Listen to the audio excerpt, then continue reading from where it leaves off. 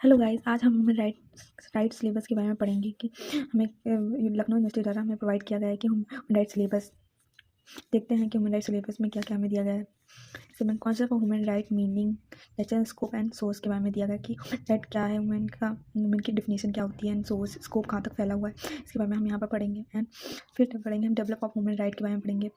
Human right किस प्रकार develop हुआ, भारत में किस प्रकार आया, तो हम इसके बारे में देखेंगे। एंड ह्यूमन राइट की जनरेशन का ह्यूमन राइट की जनरेशन 3 पार्ट में डिवाइड किया गया है। राइट को ये देखेंगे। Human right and duty, human right कर्तव्य, मानव अधिकार क्या कर्तव्य है, और ये हमें दिया गया है हमारे आर्टिकल पार्ट 4 में। एंड ये दिया गया है हमें पार्ट 4 में देखने को मिलेगा। ये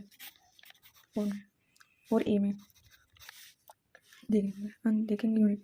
यहाँ पर हम देखें, आज हम इस चीज़ को कवर करेंगे। Human right protection and act को पढ़ेंगे जो हम आर्टिकल 32 में दिया गया है इन इंडिया।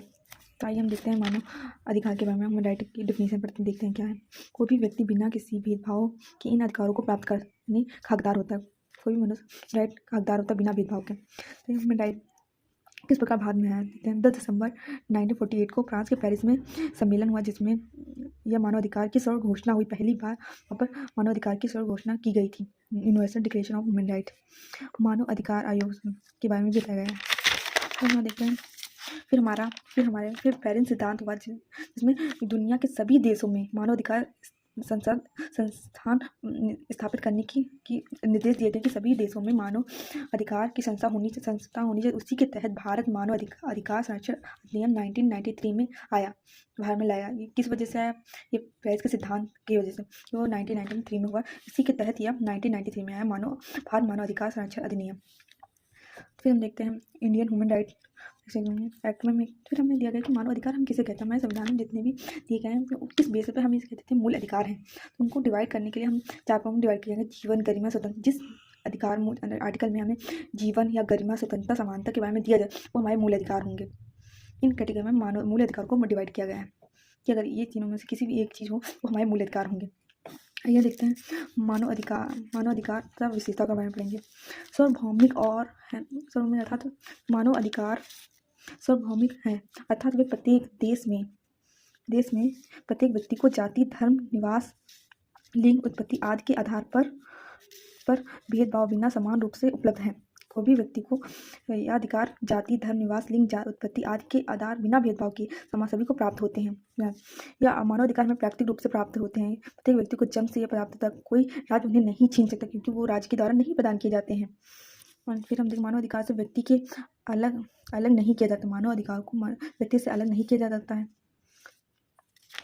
मानव अधिकार को विभाजित भी नहीं किया जा सकता है। मानव अधिकार हमें हमारे विश्व में शांति, सुरक्षा तथा विकास के लिए आवश्यक है। कोई भी देश युद्ध नहीं कर सकता शांति बनाए रखने के लिए मानव अधिकार दिया गया है। फिर मानव अधिकार के प्रकार divide kind of human right. मानव अधिकार किस नागरिक अधिकार, राजनीतिक अधिकार, आर्थिक अधिकार एंड सामाजिक अधिकार एंड सांस्कृतिक नागरिक जो नागरिक को दिया गया अधिकार नागरिक अधिकार, जो राजनीतिक के क्षेत्र में दिया गया अधिकार वो राजनीतिक क्षेत्र अधिकार होता है। जो आर्थिक स्थिति के इकोनॉमिक्स में अधिकार हो, सब हमारे जो अधिकार है कोई आर्थिक अधिकार होंगे। जो सामाजिक तौर पर हमें मिलते हैं अधिकार वो सामाजिक अधिकार होंगे। सांस्कृतिक अधिकार डिटेल पढ़ने के लिए हम आगे देखते हैं क्या होता है ह्यूमन राइट। आइए हम देखेंगे ह्यूमन राइट यहाँ पर ड्यूटी, जैसे कि हमारे कर्तव्य हमने सिलेबस में देखा था। मूल कर्तव्य के बारे में जो हमें जापान सबसे पहले मूल कर्तव्य जापान में आया, बट हमारे इंडिया में इससे नहीं लिया गया। हमारे इंडिया में रूस से लिया गया है मूल कर्तव्य। ये हमारे क्वेश्चन यूपीएससी में भी आया था कि मूल कर्तव्य कहाँ से लिया गया है। तो लोग जानते हैं कि सबसे पहले हमारा मूल कर्तव्य जापान में लागू हुआ था, बट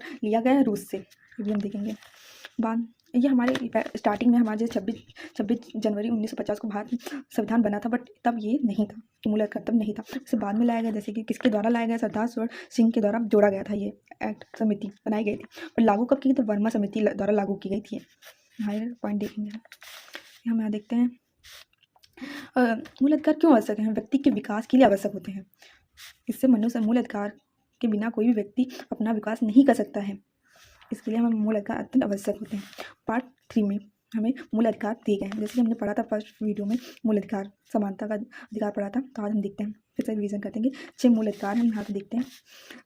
जो अमेरिका 12 से 35 तक दिए गए मूल अधिकार, जिनमें समानता का अधिकार, स्वतंत्रता का अधिकार, सोशल के विधिक अधिकार, धार्मिक स्वतंत्रता का, शैक्षिक एवं संस्कृति अधिकार, संवैधानिक उपचार का सभी अधिकारों को हम देखते हैं।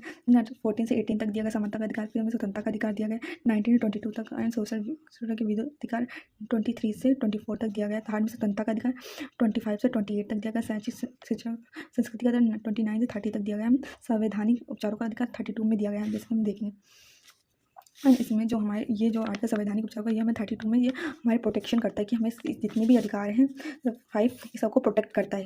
लास्ट वाला संवैधानिक उपचार, तो हमारे किसी भी संविधान का हनन होता है तो हम संवैधानिक उपचारों के आर्टिकल 32 को सुप्रीम कोर्ट जा सकते हैं। हम देखें डिटेल में पढ़ेंगे। आर्टिकल 41 है विधि की समझ समानता। आर्टिकल 2 में विधि का समाज संरक्षण, मतलब इन दोनों में डिफरेंट क्या है हम देखते हैं यहाँ पे। विधि की समझ समानता मतलब कि विधि के समझ सभी लोग समान होते हैं, और विधियों का समान संरक्षण। देखो हमारा समझ मतलब कि ये हमारा कोई भी ऐसा जुर्म के अपराध किया गया, जो किसी ने 10 साल बच्चे ने अपराध किया, वही अपराध किया, और कोई 20 साल, उनके लिए अलग अलग कानून होंगे। इसे कहते हैं विधि का समान संरक्षण। और विधि के समान संरक्षण कि अगर सभी के, चाहे वो राजा हो, रानी हो, कोई आम व्यक्ति, उनके सभी के लिए समान कानून होगा। हम देखेंगे इसमें ये आर्टिकल 1 में हमें ये दिया गया है, आर्टिकल 14(2) में हमें विधि के समान संरक्षण दिया गया। संवैधानिक देखेंगे, जैसे हम हमें बताएंगे कि 32 में हमें सभी धार्मिक स्वतंत्रता से सभी पाँचों के लिए प्रोटेक्ट करता है। इसमें हम सुप्रीम कोर्ट जा सकते हैं, हाई कोर्ट सीधा जा सकते हैं, अधीन न्यायालय भी जा सकते हैं हम सीधा। और हम आगे देखते हैं ह्यूमन राइट हिस्ट्री के बारे में देखेंगे। ह्यूमन राइट की हिस्ट्री किस प्रकार में बाद में आई, किस प्रकार डेवलप हुई, देखते हैं।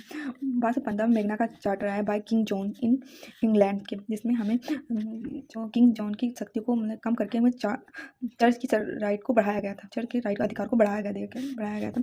फिर 1689 में बिल ऑफ राइट आया, जिसमें चर्च की पावर दी गई, जिसमें राजा की पावर को कम किया गया, लिमिटेड किया गया है। बिल ऑफ राइट क्या होता है? एक ऐसा एक्ट होता है जिसके द्वारा लिमिट कर दिया गया पावर को, राजा की पावर को लिमिट किया गया। 1776 में USA declaration of independence declaration किया हुआ है, यहाँ पर देखेंगे। आइए हम अपने आर्टिकल में जाते हैं कि किस प्रकार आर्टिकल देखेंगे, डाल लेंगे।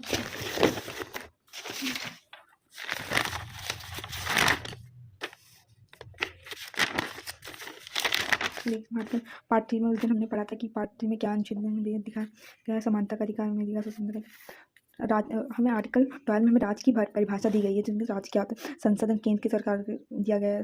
हमें परिभाषा कि राज्य क्या होता है, किस पर लागू होता है, देखते हैं।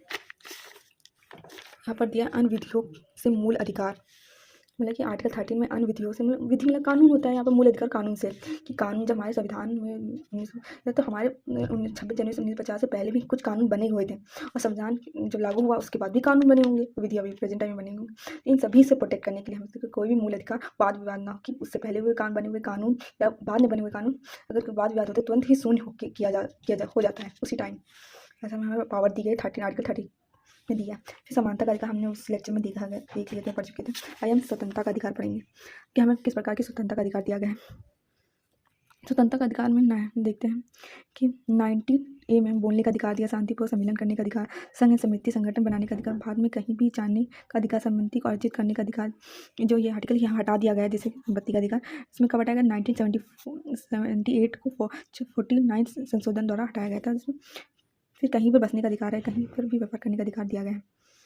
फिर हम देखते हैं आर्टिकल 20 में कुछ दशाओं में अपराधों के लिए दोष सिद्ध सक्षम, कोई भी कोर्ट आपको एक ही सज़ा के लिए दोबारा वो फांसी नहीं दे सकता, एक ही जुर्म के लिए दोबारा वो सज़ा नहीं सुना सकता है। इस प्रकार के में प्रोवाइडन किया जाए। बहुत कायद दर्ज विधियों से अच्छा एक ही दंड को दोबारा नहीं दिया सकता है, कि कोई अगर मतलब कोई से पहला कानून दिया गया 2020 में अगर कोई अपराध किया है तो उसको 2025 में अगर सॉल्व होता तो उसको उस अकॉर्डिंग सज़ा नहीं मिलेगी, 25 में 20 के अकॉर्डिंग वो सज़ा दी जाएगी।